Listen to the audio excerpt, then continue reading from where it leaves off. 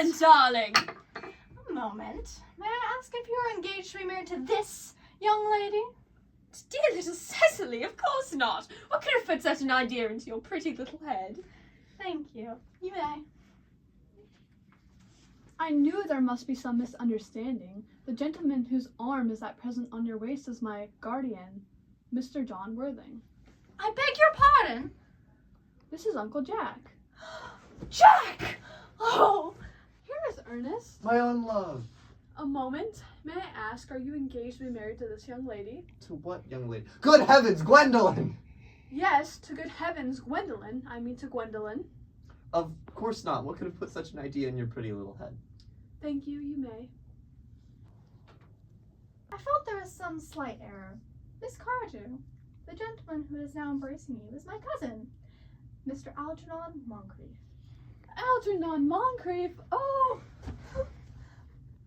Are you called Algernon? I cannot deny it. Is your name really Jack? I could deny it if I liked. I could deny anything if I liked, but my name really is Jack. It has been Jack for years. A gross deception has been practiced on both of us. My poor wounded Cecily! My sweet wronged Gwendolyn. You will call me sister, will you not?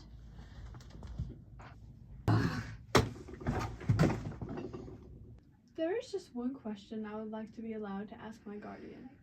An admirable idea. Mr. Worthing, there is just one question I would like to be permitted to put to you.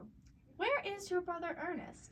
We are both engaged to be married to your brother Ernest, so it is a matter of some importance to us to know where your brother is at present.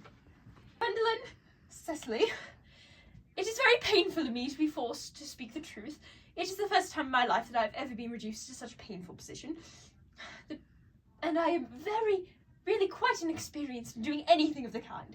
However, I will tell you quite frankly that I have no brother Ernest. I have no brother at all. I have never had a brother in my life, and I certainly have not the slightest intention of ever having one in the future. No brother at all? None! Had you never had a brother of any kind? Never! Not even of any kind! I'm afraid it is quite clear, Cecily, that neither of us is engaged to be married to anyone. It is not a very pleasant position for a young girl to suddenly find herself in, is it? Let us go into the house. They will hardly venture to come after us there. No, men are so cowardly, aren't they?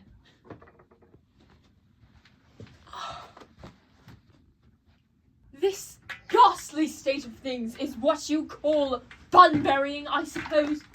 Yes, and a perfectly wonderful bunberry it is. The most wonderful bunberry I've had in my life. Well, you've no right whatsoever to bunbury here. That is absurd. One has a right to bunberry anywhere one chooses. Every serious bunburyist knows that. Serious bunburyist? Good heavens! Go. Well, one must be serious about something if one wants to have any amusement in life. I happen to be serious about bunburying. What on earth you are serious about, I haven't got the remotest idea. About everything, I should fancy, you have such an absolutely trivial nature. Well, the only small satisfaction in the whole of this wretched business is that your friend Bunbury is quite exploded. You won't be able to run down to the country quite so often as you used to do, dear Algie. And a very good thing, too. Your brother is a little off color, isn't he, dear Jack? You won't be able to disappear to London quite so frequently as your wicked custom was. As for your conduct towards Miss Cardew, I must say that your taking in a sweet, simple, innocent girl like that is quite inexcusable.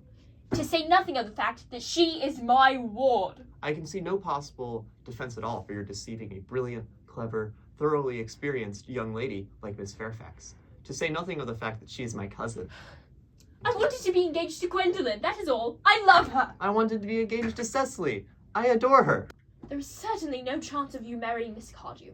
I don't think there is much likelihood, Jack, of you and Miss Fairfax being united. That is no business of yours. If it was my business, I wouldn't talk about it.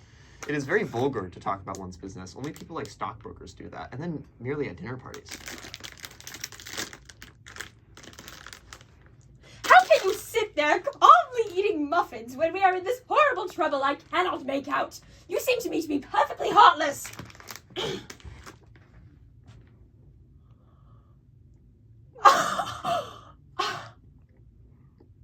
Well, I can't eat muffins in an agitated manner. The butter would probably get on my cuffs. One should always eat muffins calmly. It is the only way to eat them. I say it's perfectly heartless of you to eat muffins at all under the circumstances. When I am in trouble, indeed when I am in very great trouble, as anyone who knows me would tell you, I refuse everything except food and drink. At the present moment, I am eating muffins because I am unhappy. Besides, I am particularly fond of muffins. Well, there is no reason you should take them all in that greedy way. I wish you would have tea cakes instead. I don't like tea cakes. Good heavens! I suppose a man may eat his own muffins in his own garden. But you said it was perfectly heartless to eat muffins. I said it was